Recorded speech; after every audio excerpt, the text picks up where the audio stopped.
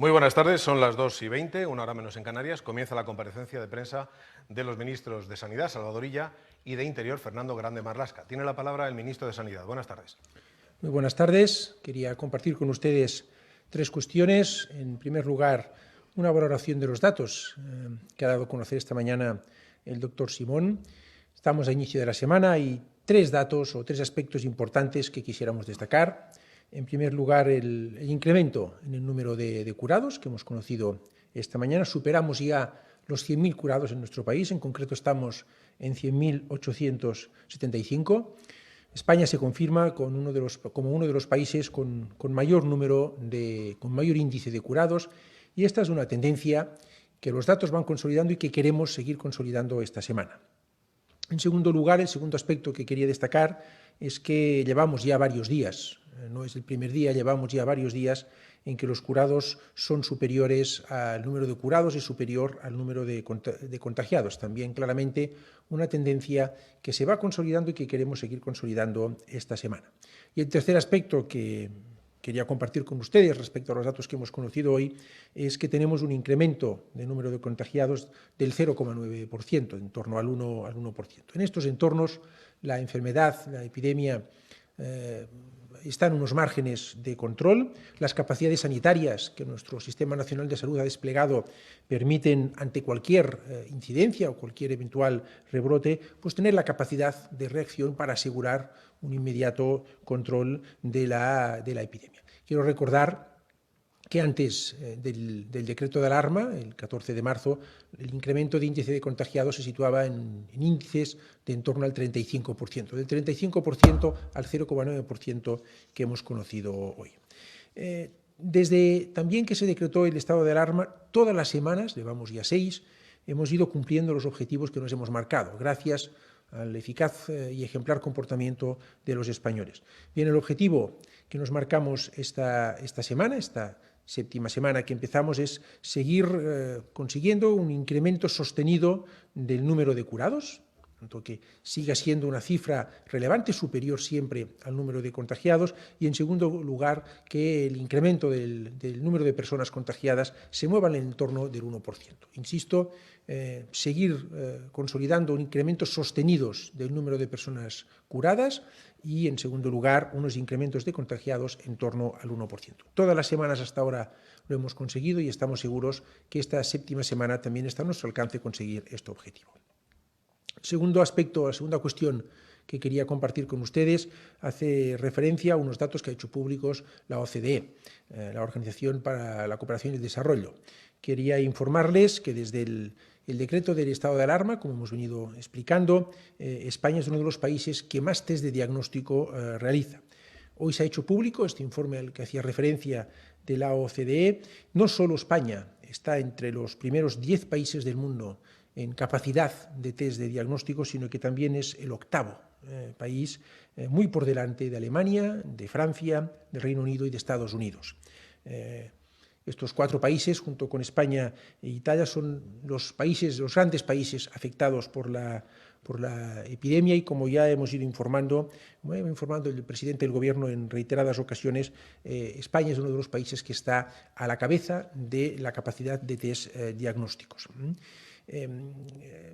Somos el octavo país, insisto, así lo acredita la OCDE, con datos que el Ministerio de Sanidad, a través de Presidencia del Gobierno, ha facilitado a la OCDE conforme a la información de número de test diagnósticos que nos han facilitado las comunidades autónomas. Para ser más exacto, les diré que España está en un índice de 28,6 test por 1.000 habitantes, siendo la media de los países de la OCDE de 22,9 test por 1.000 habitantes.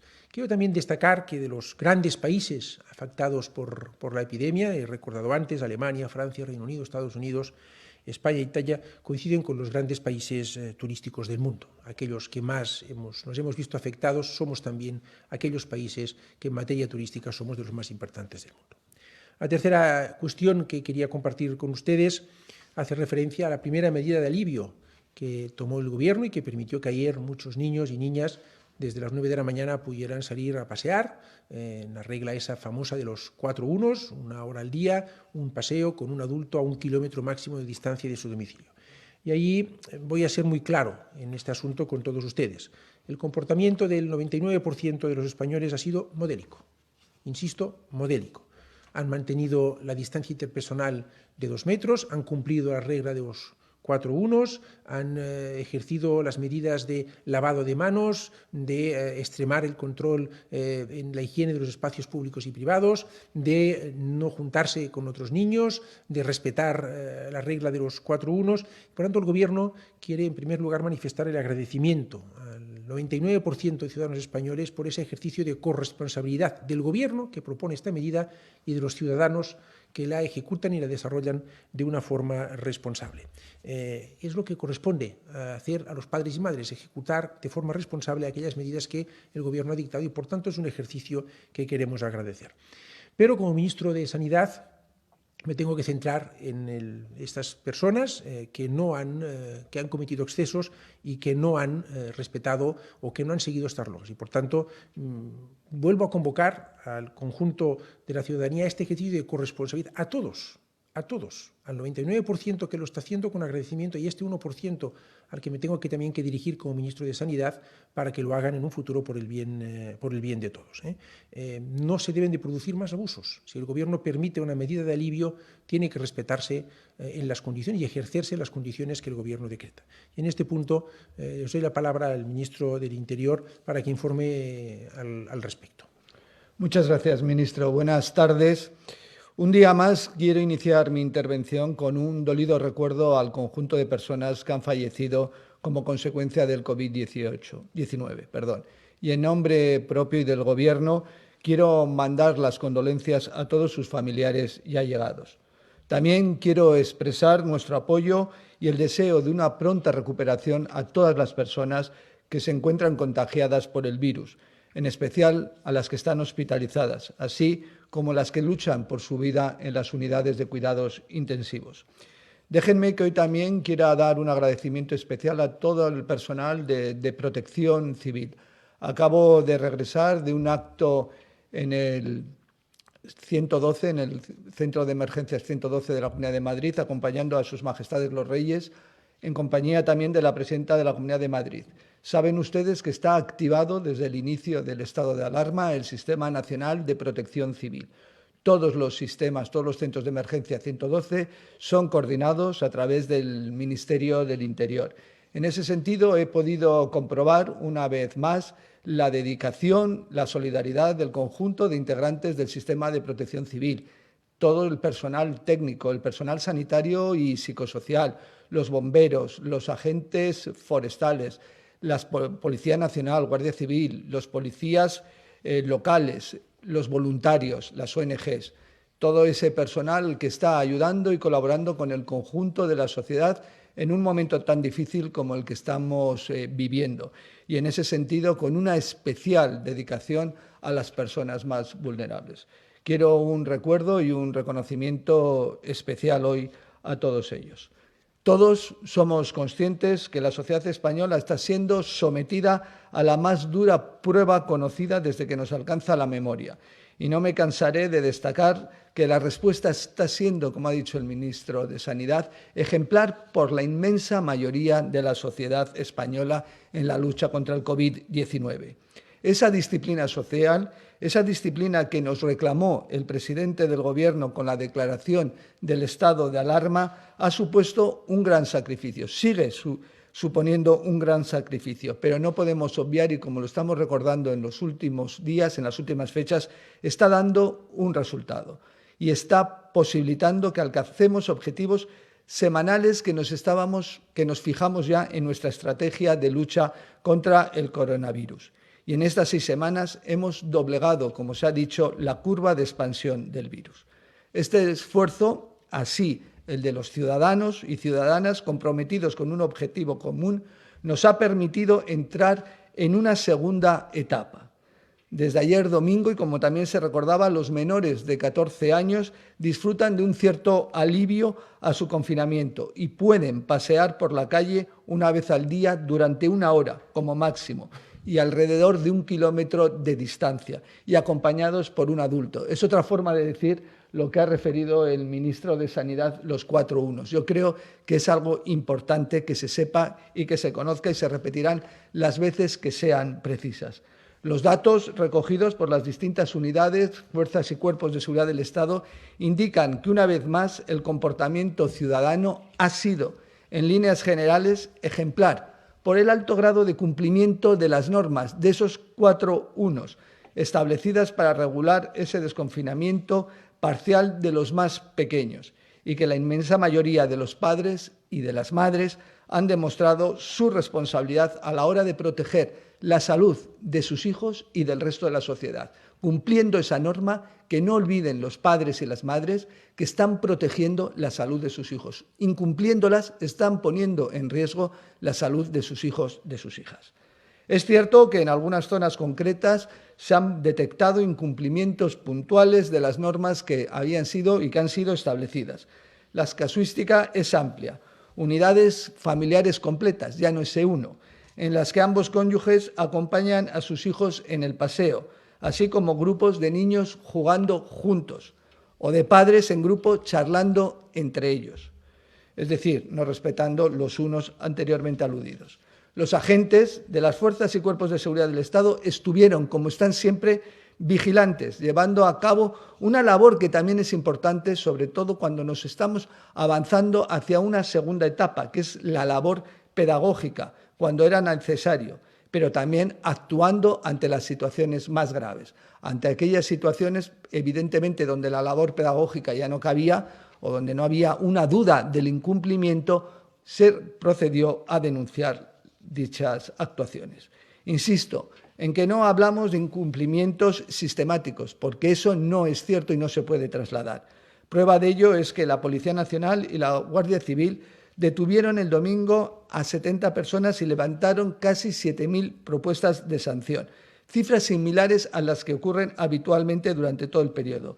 Y si hablamos del conjunto de fuerzas y cuerpos del Estado, en el día de ayer se levantaron, quiero decir, policías autonómicas, policías locales, incluidas 17.517 propuestas de sanción y 157 detenciones por incumplimiento de las medidas de alarma.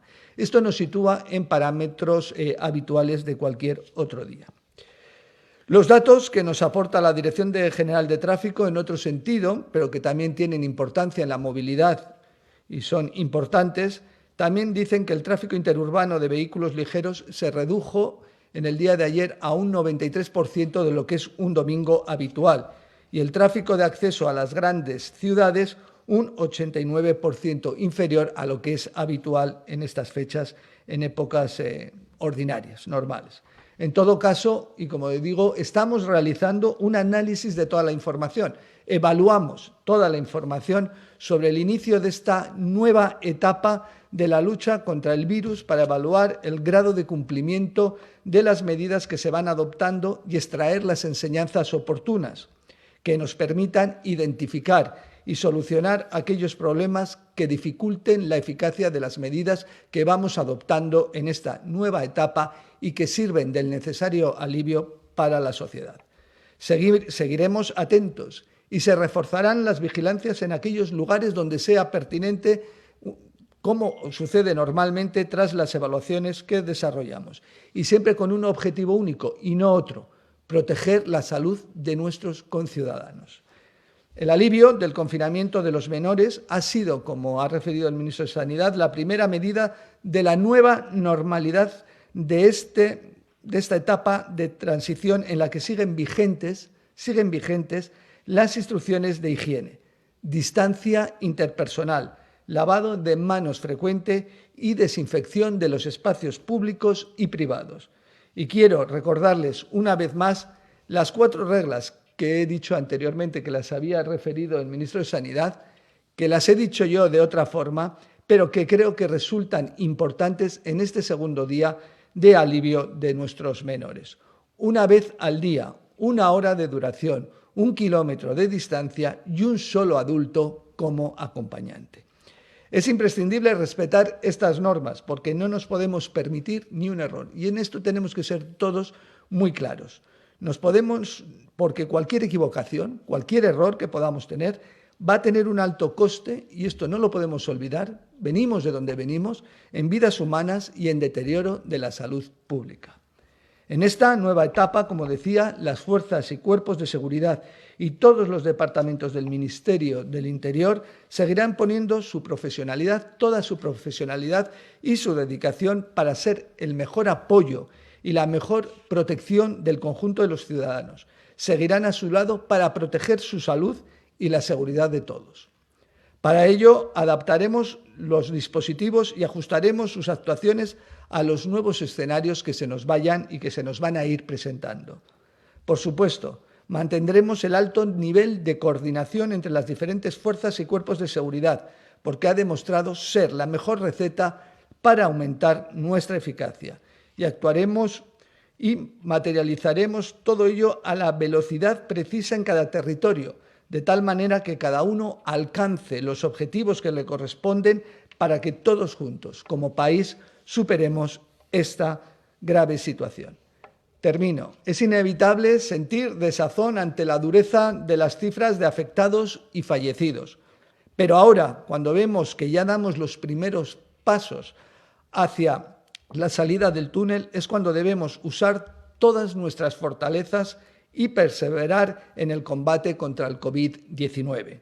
En ese difícil camino, las fuerzas y cuerpos de seguridad, las policías autonómicas, todos los departamentos del Ministerio del Interior, todo el Gobierno estará al lado de los ciudadanos. Muchas gracias. Pues si les parece, pasamos al turno de preguntas. Durante esta sesión informativa, hoy van a preguntar medios de comunicación como ABC, es Asturias, F, El Faro de Melilla, Es Radio, Mercados, 20 Minutos, France Press, Apunt y el Grupo Joly. Esperemos que técnicamente todo salga bien. Vamos adelante con las preguntas. Os rogamos, compañeros, que el sonido esté correcto y pregunta inicialmente ABC. Adelante. Buenos días, ministro. Soy Víctor Ruiz de Almirón, del diario ABC. Tengo preguntas para ambos. Al ministro de Sanidad, Salvador Illa, le quería preguntar si de manera aproximada nos puede decir si las salidas que se van a permitir el día 2 de mayo van a tener un carácter limitativo similar al desconfinamiento infantil. Quiero decir, si vamos a ir a un formato de una salida de 1 hora y de 1 kilómetro de distancia, tanto para el deporte como para los paseos en el núcleo familiar. También le quería preguntar por los estudios de seroprevalencia, porque desde Cataluña están diciendo que no les ha llegado el material para empezar a hacer este estudio. Quiero preguntarle si ha empezado con normalidad. Ustedes dijeron que empezaría hoy, y preguntarle de qué manera asisten al hecho de que Galicia y Castilla-La Mancha vayan a hacer también este tipo de test y cómo van a acoplar estos datos con estas dos comunidades que van a hacer estudios independientes. Y por otro lado, al ministro Marlaska le quería hacer 2 cuestiones. ¿Tiene constancia ya el Ministerio de que está llegando a los ciudadanos las propuestas de sanción que durante todas estas semanas han puesto los cuerpos y fuerzas de seguridad del Estado? Y en ese sentido, ¿les consta si los ciudadanos están recurriendo masivamente esas sentencias o esas denuncias, o están apostando por el pronto pago? Y una última cosa, señor Marlaska. En los últimos días el Consejo General del Poder Judicial ha expresado su malestar por las palabras y por la descalificación de una sentencia que hizo el vicepresidente del Gobierno, Pablo Iglesias. Usted ahora mismo es ministro del Interior, pero lo que va a ser siempre es juez. Le quiero preguntar, ¿a usted le parece adecuado que desde el Poder Ejecutivo se hagan este tipo de valoraciones sobre sentencias judiciales? Muchas gracias. Muchas gracias, Víctor, por tus preguntas. En concreto, me ha dirigido dos a mí. La primera de ellas referente a las salidas del 2 de mayo. Estamos trabajando en una orden para regular estos paseos a partir del 2 de mayo y el ejercicio físico, y se va a producir ciertamente bajo ciertas condiciones que daremos a conocer cuando las tengamos decididas. Estamos, insisto, estos días trabajando con varios expertos del Ministerio y de fuera del Ministerio para concretar aquellas condiciones que garanticen que se hacen estas salidas en condiciones de seguridad y protección de la salud pública. Siempre estas medidas de alivio son un ejercicio de corresponsabilidad del Gobierno con la ciudadanía. Y es muy importante que el Gobierno disponga, después de haber escuchado a los expertos, en qué condiciones es seguro tomar estas medidas de alivio y que, en segundo lugar, la ciudadanía las ejecute, como está haciendo en su inmensa mayoría, con un alto grado de ejemplaridad y de corresponsabilidad. En segundo lugar, respecto al estudio de seroprevalencia, efectivamente ha empezado hoy. En algunas comunidades autónomas ya dijimos en su momento que por cuestiones logísticas podía haber el inicio se podía producir no exactamente hoy, sino en los próximos días, mañana o pasado mañana. Efectivamente, es un ejercicio, un despliegue logístico muy, muy importante. Nosotros buscamos conocer la realidad del despliegue de la expansión de la epidemia en todo el conjunto de España, con una foto relevante a nivel de cada provincia, y por eso hacemos este estudio con este nivel de despliegue logístico muy importante, y quiero una vez más agradecer a las comunidades autónomas su implicación. Algunas de ellas, usted mencionaba Galicia y Castilla-La Mancha, deciden complementar este estudio con otro que dé más detalle a ciertas partes de su territorio. No tenemos ningún inconveniente en que así se haga, si así lo creen conveniente. Nosotros lo que queremos es tener una foto homogénea en toda España, con la misma técnica de testeo, con los mismos criterios de selección de muestra, para tener, insisto, una foto homogénea en todo el territorio, que además, como ustedes saben, porque esta mañana, si no estoy mal informado, la responsable del estudio se lo ha explicado a los ciudadanos, va a tener 3 oleadas, de forma que vamos a tener una imagen dinámica de cómo evoluciona la epidemia en 3 oleadas separadas por 21 días cada una de ellas.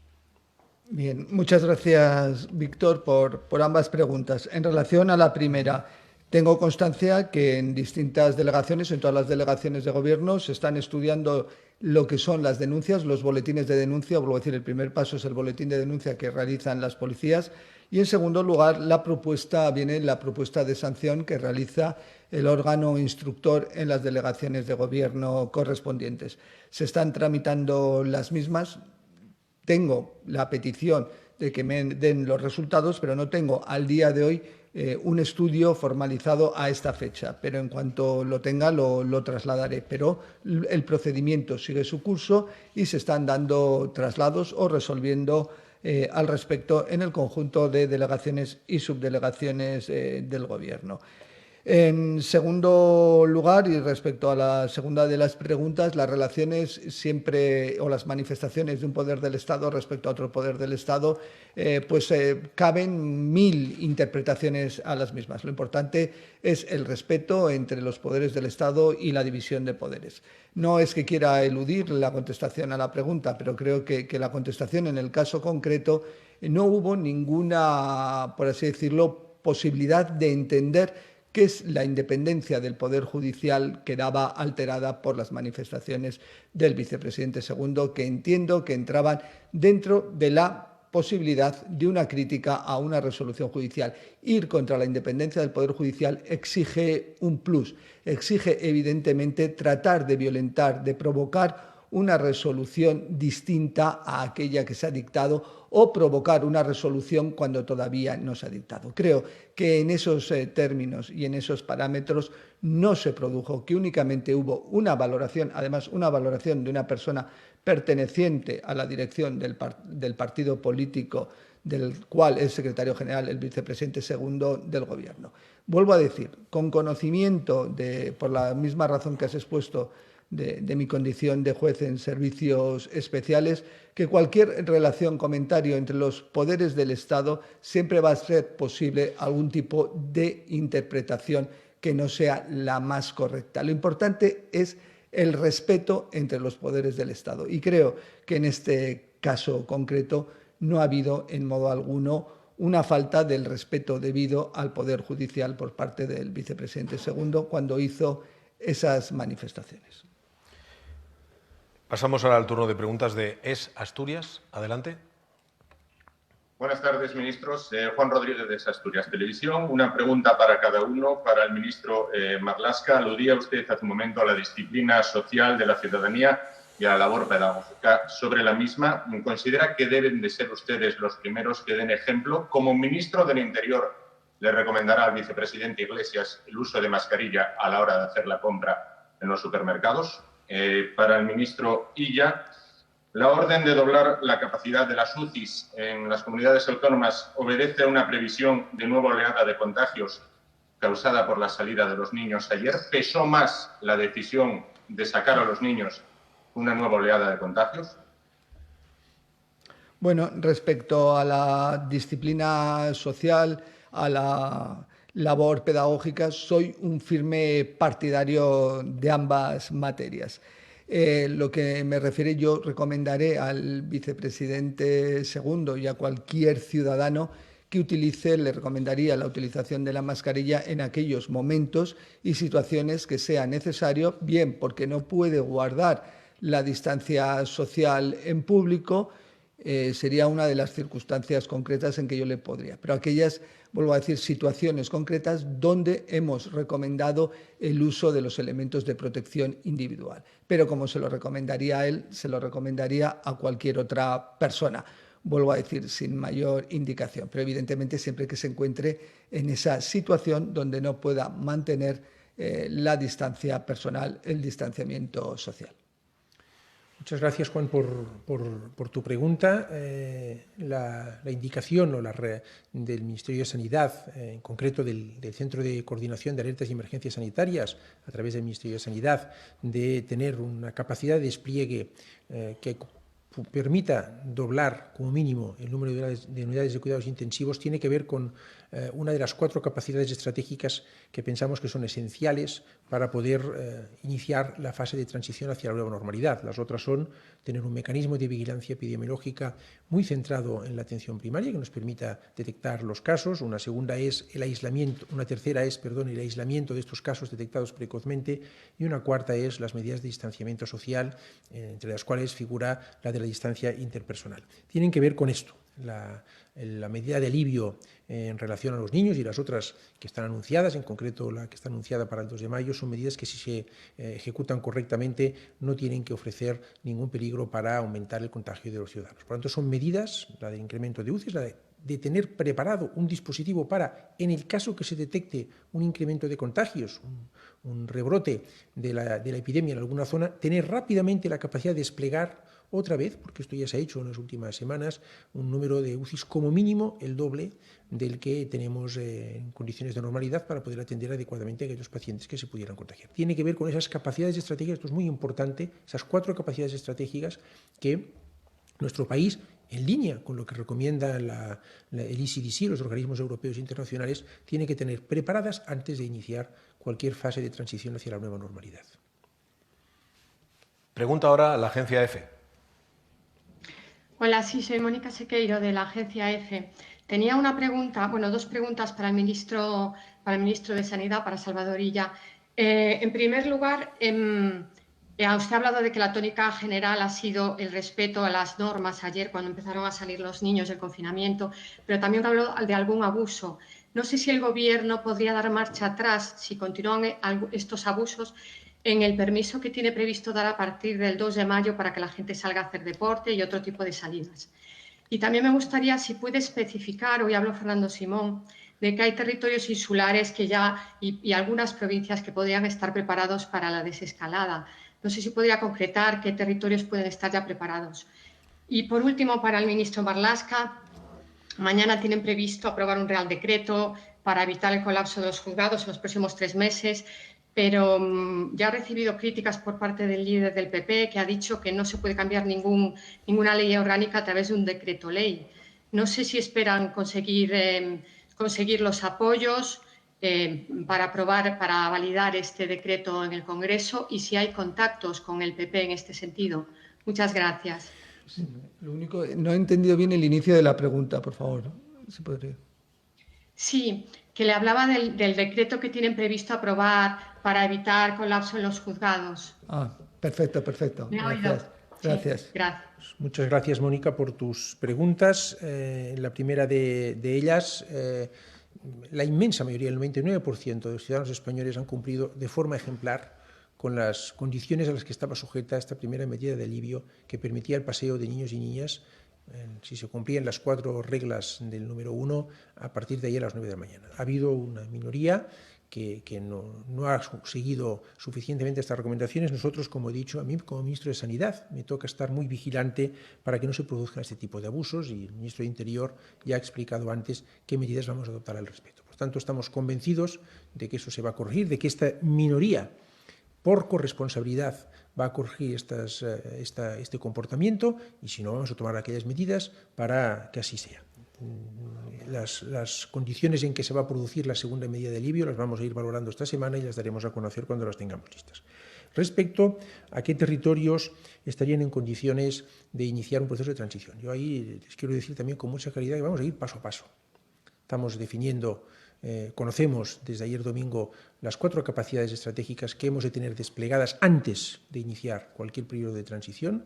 El presidente del Gobierno mañana, tras deliberación del Consejo de Ministros, va a dar a conocer el plan de desescalada, y luego vamos a ir viendo cómo evaluamos qué partes del territorio cumplen las condiciones estratégicas, las 4 capacidades estratégicas y otros indicadores que también daremos a conocer oportunamente, y en base a esto iremos tomando las decisiones adecuadas. Pero vamos a ir paso a paso, con mucha prudencia, con mucha cautela.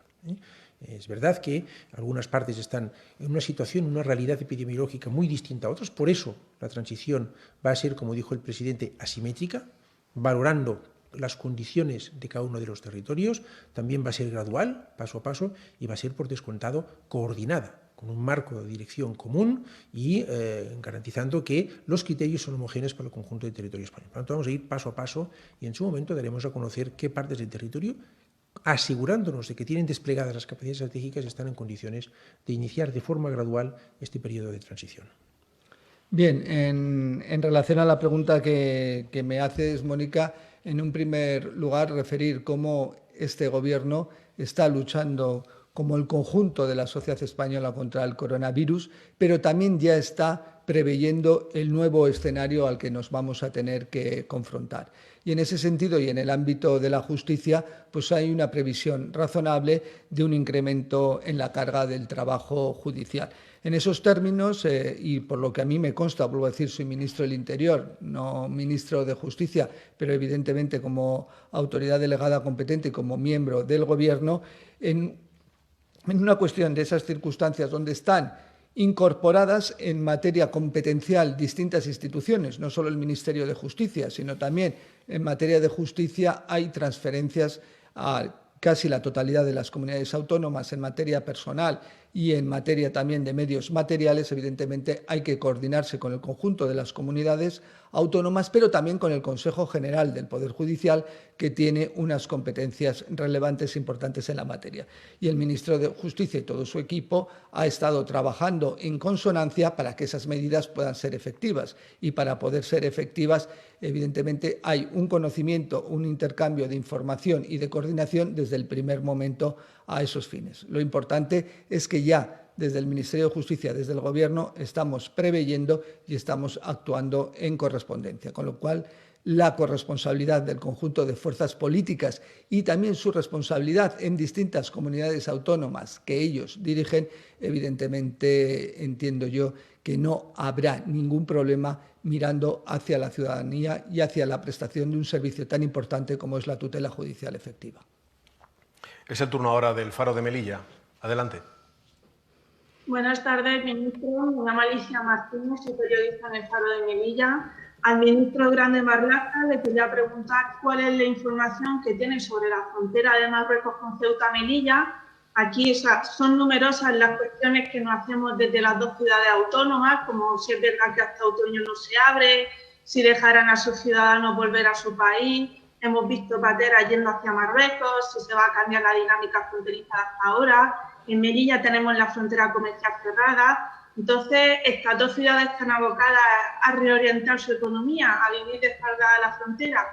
Luego, por otro lado, esta mañana se han manifestado los tunecinos del CETI que claman que ninguno de ellos ha sido trasladado desde hace meses. Tienen entendido que están bloqueados desde Madrid y, si no me equivoco, con Túnez no hay convenio para su devolución. Están abocados los tunecinos al limbo de no poder ser trasladados a la península ni de vuelta a su país. Y luego una pregunta para el ministro Illa. ¿por qué se sigue incrementando el número de sanitarios contagiados? Muchas gracias. Bien, muchas gracias, Faro de Melilla, por la pregunta. En relación a la frontera, tenemos una relación permanente, leal, honesta entre el Reino de Marruecos y el Reino de España. Tenemos fronteras terrestres en Ceuta y Melilla, como refieres, están cerradas, consecuencia del coronavirus y de la necesidad de adoptar las medidas de protección y garantizar la salud de nuestros respectivos ciudadanos. En esos términos se está trabajando conjuntamente y se abrirán cuando las razones, vuelvo a decir, de salud pública, tanto de los ciudadanos marroquíes como de los ciudadanos españoles, lo permitan. Ceuta y Melilla son dos ciudades autónomas que, por su ubicación geográfica, tienen una relevancia y una importancia para el Gobierno de España. Y, evidentemente, nuestra ocupación es permanente respecto a sus necesidades. Tendremos que, dentro de la política de reestructuración, de reconstrucción económica, social a la que estamos hablando, Ceuta y Melilla tienen su singularidad y, evidentemente, van a ser objeto de un tratamiento individualizado como el resto de zonas de España, pero con su individualidad. Y vuelvo a decir que en ese ámbito, y lo importante y lo relevante es que nuestras relaciones con Marruecos son absolutamente perfectas. En relación al CETI que comentabas de Melilla, ya en la semana pasada ya hubo un traslado a Península de 50 personas, aquellos que tenían la protección internacional, aquellos a los que se habían otorgado la protección internacional. El respeto a los derechos y libertades fundamentales de todos los que están en el centro, que es el centro el CETI de Melilla, es absolutamente una prioridad permanente. También, como dices, se encuentran allí algo más de 600 ciudadanos tunecinos con el expediente de expulsión ya concluido y materializado. Estamos trabajando y coordinándonos con la Embajada de Túnez en Madrid, y así como con el Gobierno tunecino, con el fin de proceder a la mayor brevedad posible a la repatriación de estos ciudadanos. Muchas gracias, Alicia, por tu pregunta. Cuando hablo con mis colegas europeos, en especial con mi colega italiano, el francés, portugués o alemán, constato que en todos estos países que también están sufriendo la epidemia a un nivel de intensidad similar o incluso superior al de España en algunos casos, el contagio de profesionales sanitarios es también una constatación y una máxima prioridad. España desde el principio se ha esforzado en tomar las máximas medidas de precaución para proveer a nuestros profesionales de todos los equipos de protección individual. Me consta que en la misma línea han trabajado y siguen trabajando las comunidades autónomas, y va a seguir siendo, lo que lo puedo decir es que va a seguir siendo una prioridad y un empeño constante del Gobierno, como lo es de las comunidades autónomas, en evitar que esto ocurra. Sabe usted también que hemos puesto en marcha análisis clínicos, estudios clínicos, para ver qué tipo de medidas se pueden evitar, en concreto uno que creo que es de los más importantes de Europa, que se afecta a 4.000, en el que participan 4.000 distintos profesionales sanitarios de distintos ámbitos, hospitalarios, enfermería, incluso personal de limpieza, celadores, para ver de qué medida, si hay algún tipo de terapia o de profilaxis que evita el contagio de los profesionales sanitarios. Seguiremos trabajando con toda la intensidad en este sentido, insisto, siendo esto como es un problema que a todos los países que nos enfrentamos a este virus, al que no hay que perderle el respeto y que tiene una capacidad de contagio muy alta, pues todos padecemos estos mismos problemas. Es el turno ahora de Es Radio. Adelante. ¿Qué tal? Buenas tardes, ministros. Le quería preguntar en primer lugar al ministro Illa, soy Ketty Garat de Es Radio, perdone. Me gustaría preguntarle en primer lugar por las acusaciones que llegan de manipulación de la serie histórica, concretamente para ocultar el número real de infectados y de fallecidos en nuestro país. Esto en un primer lugar, ministro, y también personalmente su opinión sobre que el hecho de que se hayan querellado contra usted los sindicatos de médicos y los colegios de enfermeros por considerar que estamos ante la cifra más alta de contagios del sector sanitario de todo el mundo en relación al número de habitantes. Ya estamos en una cifra de 38.000 infectados, 900 más que el pasado sábado. ¿Qué reflexión hace al respecto de este asunto? Y, en segundo lugar, por la desescalada ¿podemos esperar cifras, más que cifras, podemos esperar fechas concretas de desescalada, por ejemplo, y para no generar falsas expectativas, usted baraja el hecho, como barajan algunas comunidades autónomas, de que antes incluso del 15 de mayo se pueda iniciar ese levantamiento del confinamiento? Y para el ministro Marlaska me gustaría insistir en la pregunta de mi compañero Víctor en relación a lo que ha dicho usted de la independencia judicial. Cuando el señor Iglesias, el vicepresidente del Gobierno, dijo que le invade una profunda sensación de injusticia o que, es textual, mientras los corruptos quedan impunes, se condena a quien protesta por un desahucio, ¿esto no es poner en cuestión la independencia judicial? Muchas gracias. Muchas gracias, Ketty, por tus 3 preguntas dirigidas, en este caso, a mí. En primer lugar, el Gobierno pone el máximo empeño, el máximo rigor y la máxima transparencia para facilitar todos los datos concernientes a la evolución de la epidemia del COVID-19, en base a aquello que nos indican los expertos y, en concreto, los responsables del Centro de Coordinación de Alertas y Emergencias Sanitarias. Cada vez que ha habido que hacer un ajuste al efecto de que los datos reflejaran mejor la realidad de la evolución epidémica de nuestro país, los propios responsables han explicado los motivos en base a los cuales se basaba esto. Son motivos contrastados y, por tanto, todo el rigor, toda la transparencia en explicar qué datos son los más adecuados para valorar cómo evoluciona, qué tendencia tiene la evolución de la epidemia en nuestro país. Así lo hemos hecho hasta ahora y así lo seguiremos haciendo. En segundo lugar, yo estoy centrado y seguiré centrado en ocuparme con una actitud de humildad y de autoexigencia en combatir el COVID-19.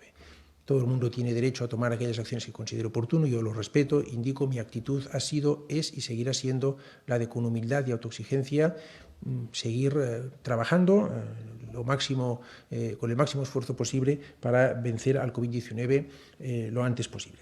Y respecto a la desescalada, no se pueden dar fechas concretas. El presidente del Gobierno mañana, tras la deliberación del Consejo de Ministros, expondrá el plan de desescalada. Podemos decir lo que hemos dicho hasta ahora, que va a ser gradual, es decir, paso a paso, por etapas, que va a ser asimétrico en atención a la distinta realidad epidemiológica de los territorios que hay en nuestro país y que va a ser coordinado, dirigido por el Gobierno y coordinado con unos criterios claros, iguales para todo el conjunto del territorio español. En función de cómo vayan evolucionando las cosas, iremos viendo qué fechas podemos hacer qué cosas. Hacer lo contrario me parece que sería imprudente y sería además faltar a la verdad a los españoles.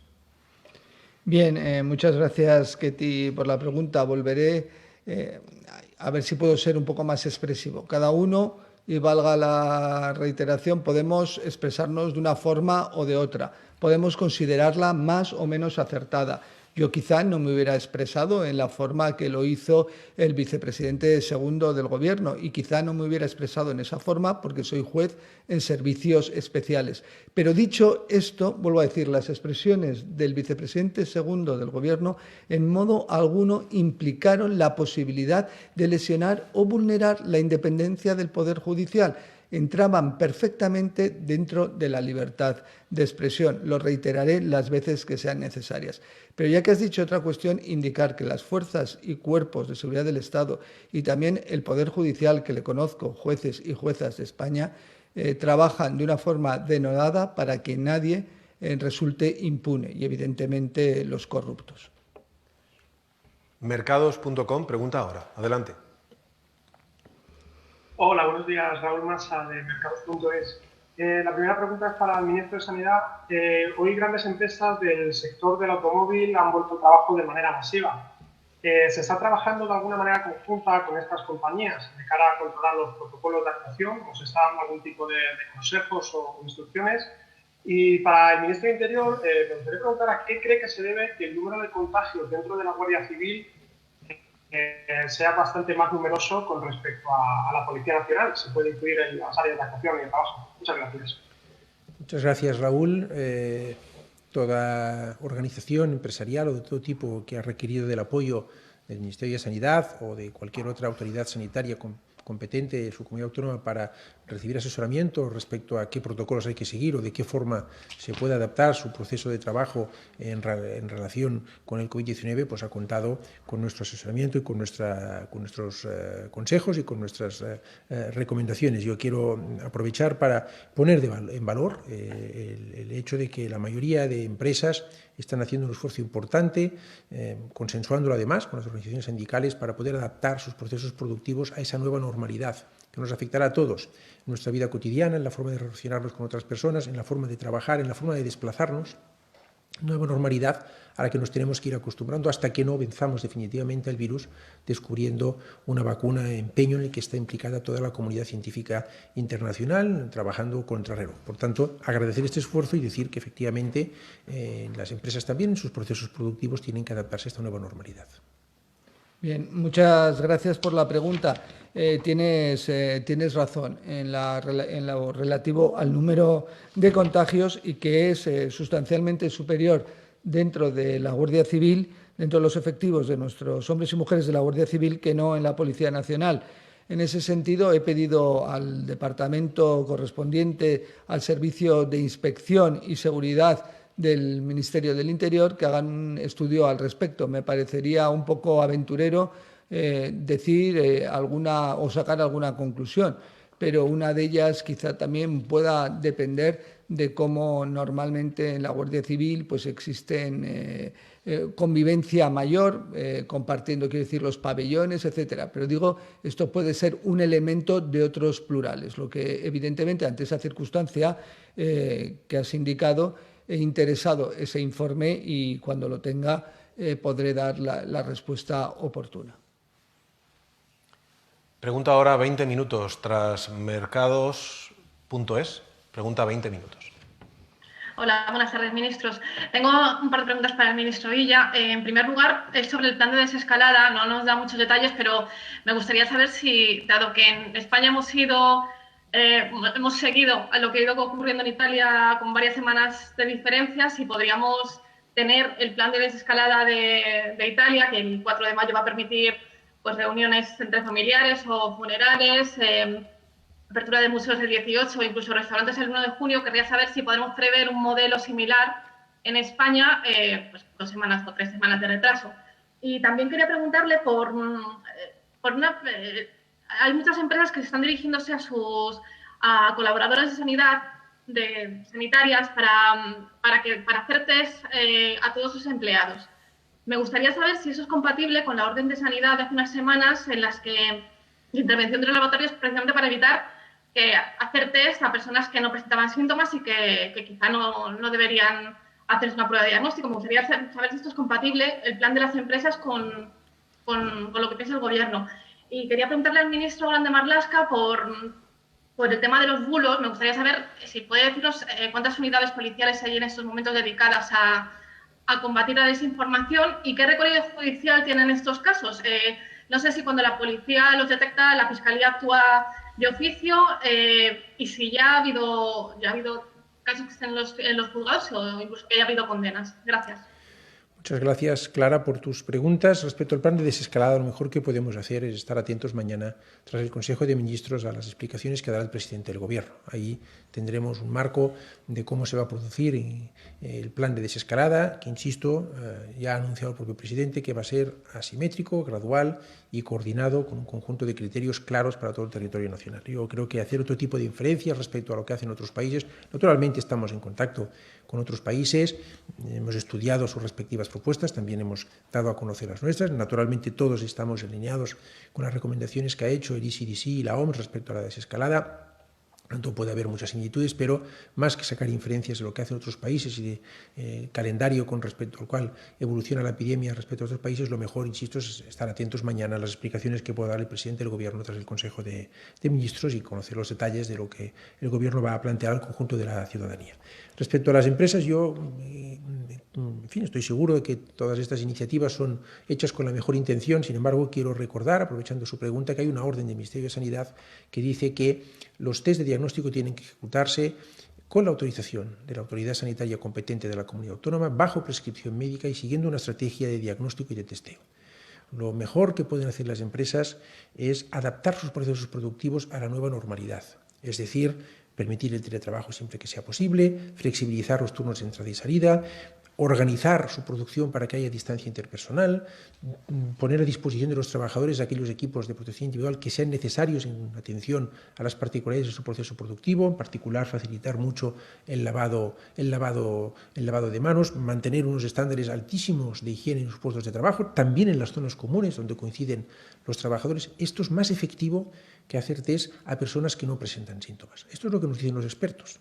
Si hay que modificar estas consideraciones y concretarlas en un nuevo protocolo, lo haremos. Hoy en día hay que hacer test a aquellas personas que presentan síntomas. En primer lugar, graves, en segundo lugar, leves y en tercer lugar, aquellos colectivos de riesgo. Y esto lo tiene que autorizar la comunidad autónoma y aquellas empresas que con la mejor intención del mundo hayan pensado que hacer test a sus trabajadores es la mejor forma de garantizar que tienen un entorno de trabajo seguro, pues tienen que entender que la mejor forma de hacerlo es adaptar sus procesos productivos a la nueva normalidad y ponerse en contacto con la autoridad sanitaria competente de su comunidad autónoma, indicarles qué tipo de test de diagnóstico han adquirido y someterse a las indicaciones que dé la autoridad sanitaria competente. No se solucionará la epidemia ni en una empresa en concreto, ni en una parte en concreto de nuestro país, ni en nuestro país solo. Esto tiene que sonar en todas partes.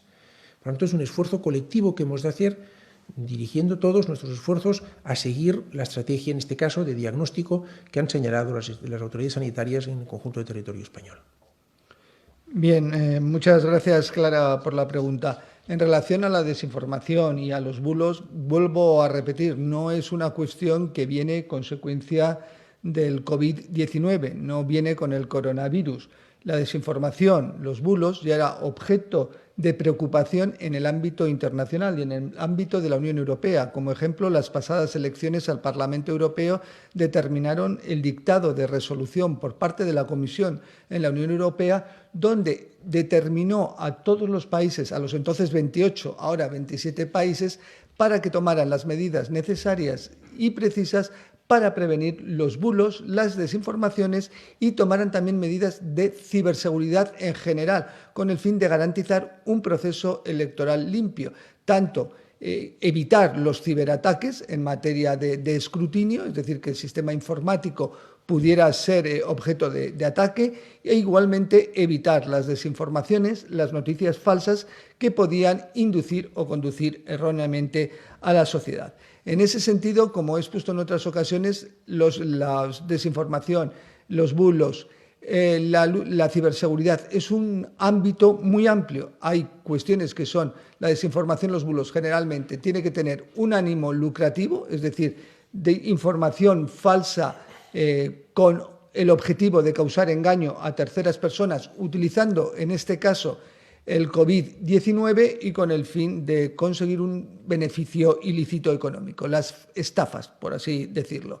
Pero también hay un objetivo concreto, aquellas noticias absolutamente falsas, porque también puede haber la voluntad y la intención, y aquí también está la desinformación, de causar engaño y causar alarma social, estrés social, en una sociedad que ya está sometida a una situación propia del confinamiento difícil. He dado ejemplos al respecto, como manifestar, por ejemplo, en redes sociales que el padecimiento del COVID-19 pues se cura con medicina tradicional, que evidentemente puede atentar. En estos ámbitos nosotros hacemos dos cuestiones. La policía, la Guardia Civil y todas las fuerzas y cuerpos actúan en aquello que reviste indefectiblemente el carácter de delito o razonablemente lo reviste, lo traslada evidentemente a la Fiscalía y a la autoridad judicial competente. En aquello que existe duda, hace lo propio. Y en aquello que evidentemente lo que es una noticia falsa, clara, lo que hacemos es comunicar a la sociedad. Realizamos en redes sociales la cuestión de que esas noticias no se corresponden con la realidad. Por ejemplo, lo que hemos dicho, incluso en la mayoría de los casos, por darte un ejemplo, son también constitutivas de ilícito penal. Cuando se publica o se comenta, el Gobierno la semana que viene ha dictado una resolución publicada en el BOE donde va a empezar el desescalamiento y cambian un BOE y modifican ese contenido. Evidentemente, nosotros lo que hacemos es trasladar a la ciudadanía ante esa situación. Esa noticia que se está expandiendo en las redes sociales no es cierta, no es veraz, no la tengan en cuenta. Sigan ustedes los cauces, los medios y los cauces legales, oportunos, oficiales, para tomar conocimiento de lo que acontece.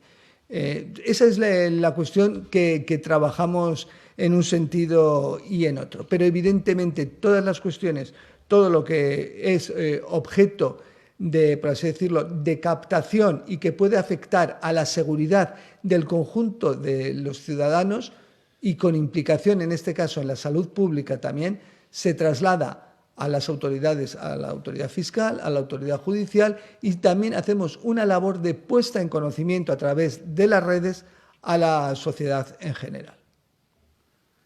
Pregunta ahora a la agencia France Press.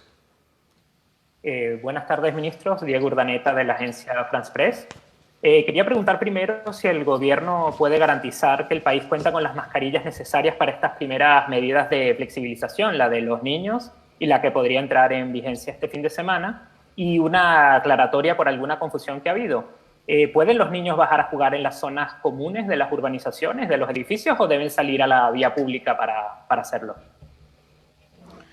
Muchas gracias, Diego, por tus dos preguntas. El Gobierno dispone y ha hecho un esfuerzo muy importante de adquisición de mascarillas para proveerlas a los conjuntos de profesionales sanitarios y a aquellos sectores que requieren de este producto. Empieza a haber ya en España, hay ya por los canales comerciales un surtido también de mascarillas, y el Gobierno, como saben, también ha tomado medidas en orden a la regulación de precios para garantizar que no se producen abusos en este sentido. Estamos viendo también estos días un incremento de todo el abastecimiento por las redes comerciales habituales de los distintos tipos de mascarillas, poniéndose a disposición de los ciudadanos de nuestro país.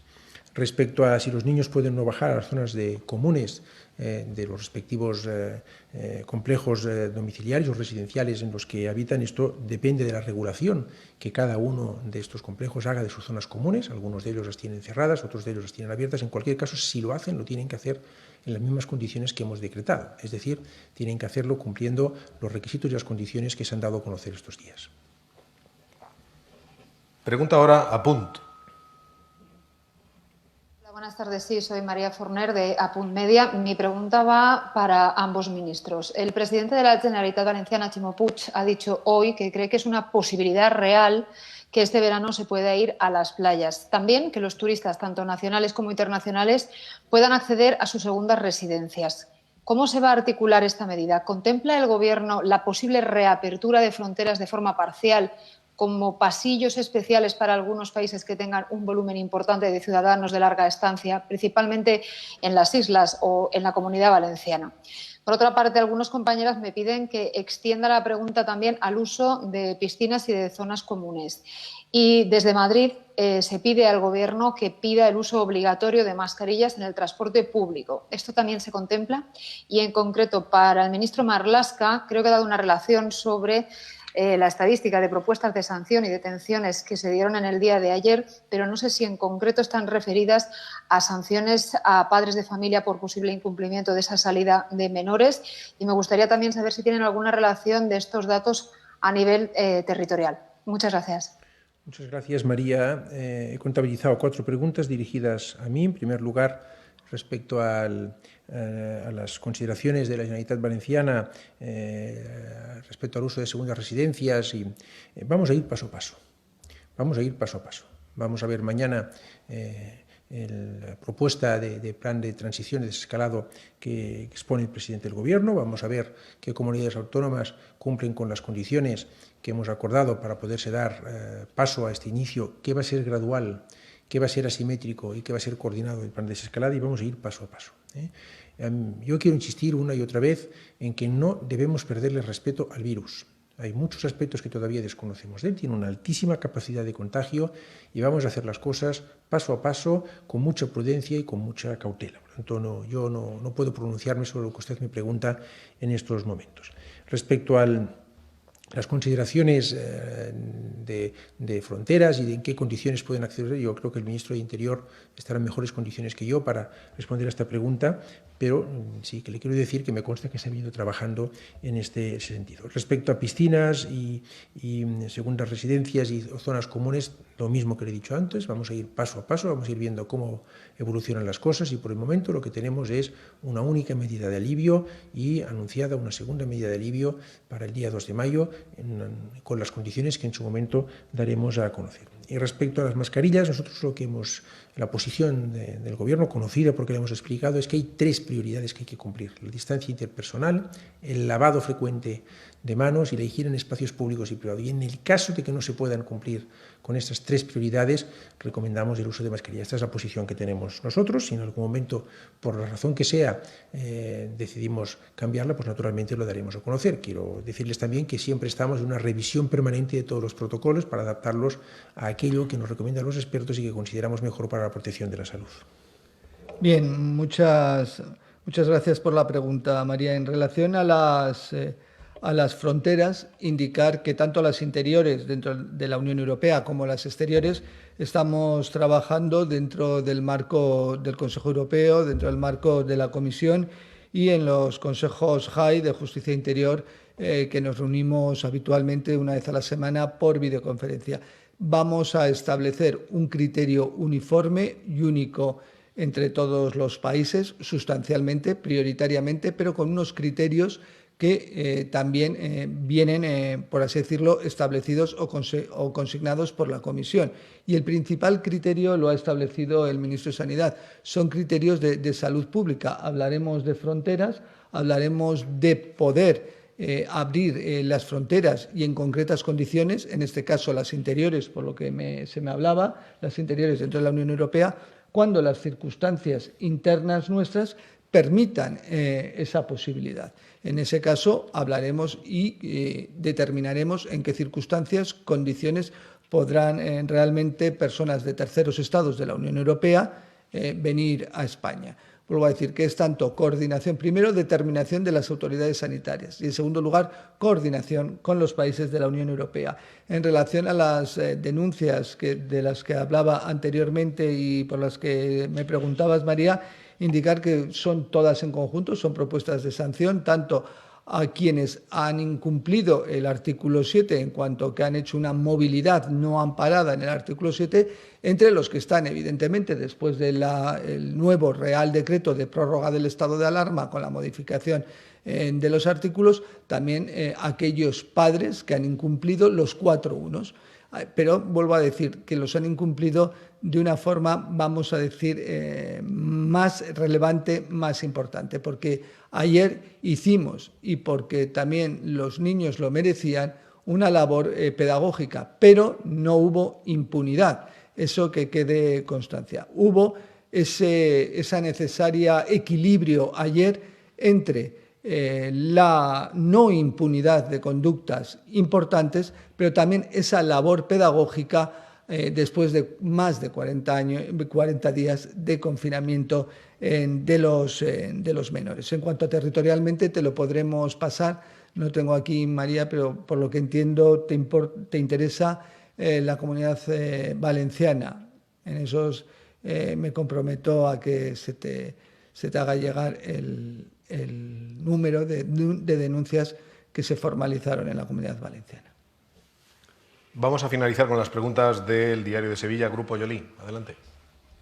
Buenas tardes, soy Juan Marqués, de Diario de Sevilla. Buenas tardes, ministro.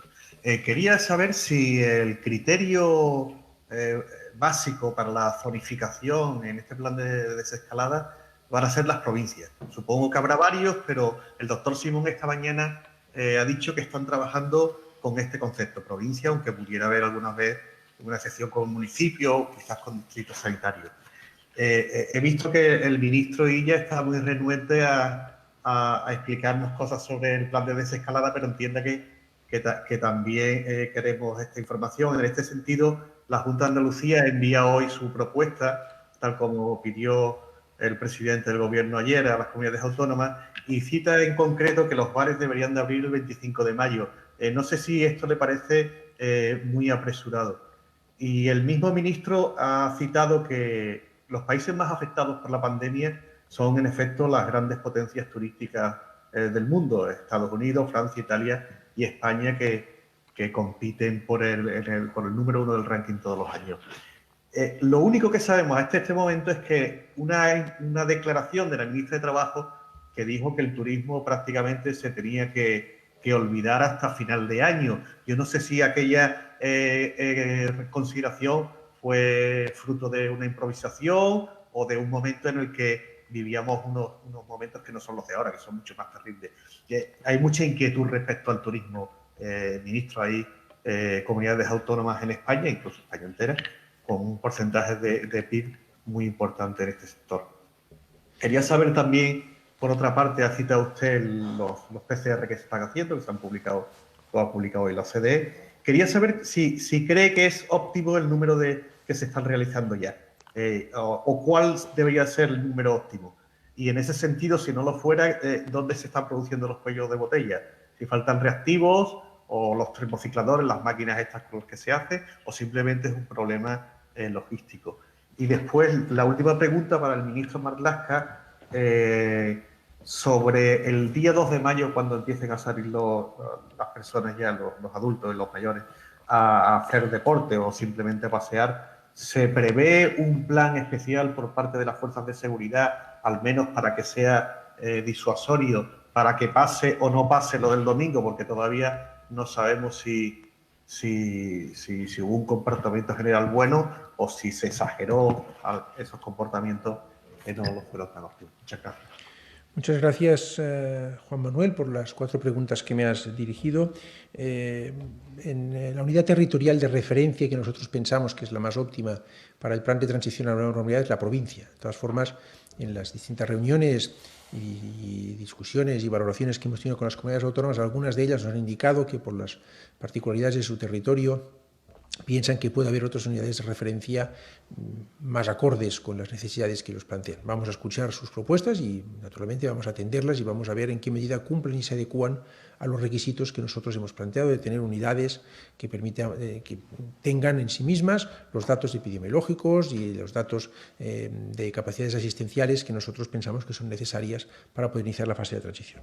La propuesta nuestra de punto de referencia es la provincia, pero estaremos atentos y escucharemos naturalmente lo que nos puedan plantear las comunidades autónomas. Entiendo perfectamente el interés que hay en conocer los detalles del plan de desescalada. Me remito a las explicaciones que dará mañana el presidente del Gobierno tras el Consejo de Ministros, tal como él mismo anunció. También quiero que entiendan que mañana va a haber una explicación completa y que tiene que ir precedida de una deliberación del Consejo de Ministros.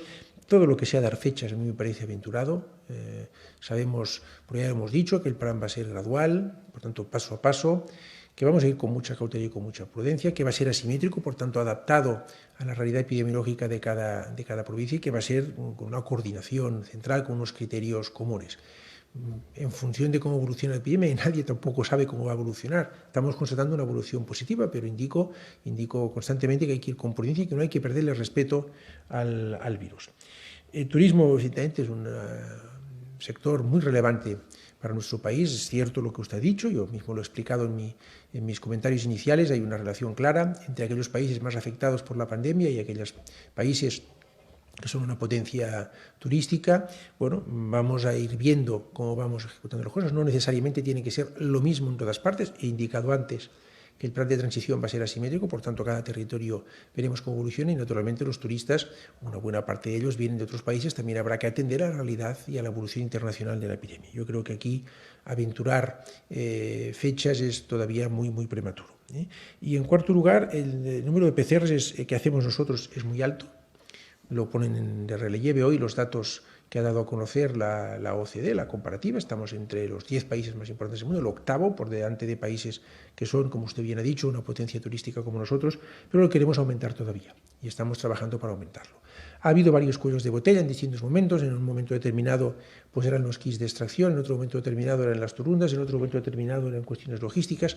Todas las comunidades autónomas han hecho un esfuerzo muy importante para adaptarse y para poder extender sus capacidades de testeo con PCRs. empresas. Hemos activado también producción nacional al respecto y poco a poco vamos aumentando la capacidad. Hace unas semanas era de 20.000 test PCRs diarios, hoy estamos en promedios de entre 40 y 47.000 test PCRs diarios. Aspiramos a más, no quiero dar ninguna cifra, pero vamos a aspirar y seguimos trabajando para aumentar esta capacidad de testeo, siendo como es la nuestra ya muy, muy alta. Muchas gracias, Juan Manuel, por la pregunta. Vuelvo a reiterar lo manifestado al principio. El 99% de la ciudadanía española ayer, de los padres y madres, fueron absolutamente responsables. Fueron igual de solidarios que como viene siendo la sociedad española en los más de 40 días de confinamiento que llevamos. Evidentemente hubo momentos, hubo conductas absolutamente insolidarias y quiero recordar a esos padres, a esas madres que ayer pusieron en peligro la salud de sus hijos y la de terceros y la de terceras personas, pero también la salud de sus hijos, de esa mínima parte absolutamente insolidaria. Que eso lo tengan claro y por eso les repetimos los 4 unos: un adulto, 1 hora, 1 kilómetro. Bien, y finalmente en relación a la pregunta de los adultos y del 2 de mayo. Claro, siempre trabajamos, hacemos planes de previsión. Por eso ayer hicimos labores pedagógicas, pero tampoco fue la impunidad en modo alguno, sino que se pusieron las denuncias que eran oportunas, proporcionales y necesarias, pero haciendo esa pedagogía. Claro, por eso había planes de contingencia y preparados. Y para el día 2 de mayo habrá los planes de contingencia precisos y necesarios en coordinación con el mando único, en coordinación con el ministro de Sanidad, que es quien nos va a dar las indicaciones precisas de cómo será, por así decirlo, ese alivio ahora para los deportistas y para las personas que quieren dar un paseo. Pero recordaría 2 cosas muy importantes para el conjunto de la sociedad española y mientras se van produciendo estos alivios. En primer lugar, mientras no tengamos una vacuna o un tratamiento que podamos decir importante, relevante, por favor, autoprotección y corresponsabilidad. Nosotros vamos a dar las indicaciones, el Ministerio de Sanidad dará las indicaciones. Nosotros, el Ministerio del Interior, adoptaremos las medidas necesarias para garantizar la seguridad. Pero es algo tan importante como que todos tenemos que introducirnos 2 ideas importantes hasta que haya una vacuna o un tratamiento realmente efectivo. Autoprotección y corresponsabilidad, con lo cual tendremos que ir adaptando nuestra conducta y así facilitaremos que los alivios sean cada vez en más corto periodo de espacio y sobre todo vamos a proteger, como estamos haciendo durante estos más de 40 días, no solo nuestra salud, sino también la salud de nuestros conciudadanos. Muchas gracias, ministros, por su comparecencia y muchas gracias a todos los medios participantes. Buenas tardes. Buenas tardes. Buenas tardes.